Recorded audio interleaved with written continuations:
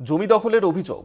তৃণমূলের প্রাক্তন কাউন্সিলরের স্বামীর বিরুদ্ধে রানাঘাট সুভাষ অ্যাভিনিউতে একটি সেবা সদন দখলের অভিযোগ, সেবা সদনে ভাঙচুর, সেবিকাদের হুমকি ও তথ্য চুরির অভিযোগ উঠেছে। তৃণমূলের প্রাক্তন কাউন্সিলরের স্বামীর বিরুদ্ধে অভিযোগ দায়ের করা হয়েছে। জমি দখলের অভিযোগ তৃণমূলের প্রাক্তন কাউন্সিলরের স্বামীর বিরুদ্ধে এবং রানাঘাট সুভাষ অ্যাভিনিউতে একটি সেবা সদন ছিল, সেই সেবা সদনই দখল করা হয়েছে এমনটাই কিন্তু অভিযোগ করা হচ্ছে। সেবা সদনে ভাঙচুর চালানো হয়েছে, পাশাপাশি সেবিকাদের তাদেরকে হুমকি দেওয়া হয়েছে, বিভিন্ন তথ্য চুরি করা হয়েছে। সেখান থেকে এই অভিযোগ উঠেছে তৃণমূলের প্রাক্তন কাউন্সিলরের স্বামীর বিরুদ্ধে। ইতিমধ্যেই তার বিরুদ্ধে অভিযোগও দায়ের করা হয়েছে।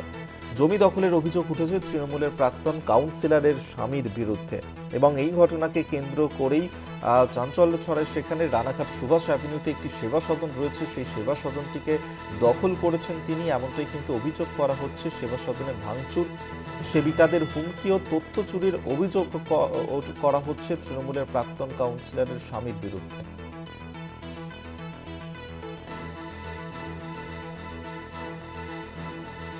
সঙ্গীতা চট্টোপাধ্যায় আমাদের সঙ্গে টেলিফোনে রয়েছেন, প্রতিনিধি, বিস্তারিত কথা বলবো এই নিয়েই। সঙ্গীতা, ঠিক কি অভিযোগ উঠেছে তৃণমূলের প্রাক্তন কাউন্সিলরের স্বামীর বিরুদ্ধে?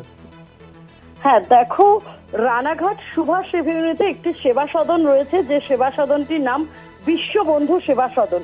ওই সেবা সদনের মালিক ছিলেন বিতান গোস্বামী, যিনি কয়েক মাস আগে মারা গিয়েছেন। এই সেবা সদনে দুইজন মহিলা সেবিকা দীর্ঘ বছর ধরে কিন্তু কর্মরত ছিলেন।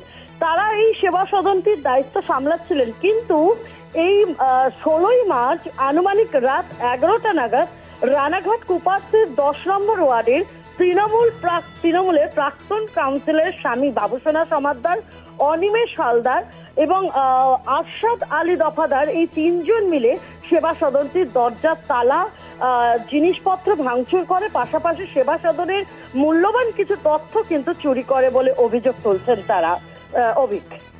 ধন্যবাদ তোমায়। সঙ্গীতা চট্টোপাধ্যায় আমাদের সঙ্গে টেলিফোনে ছিলেন প্রতিনিধি।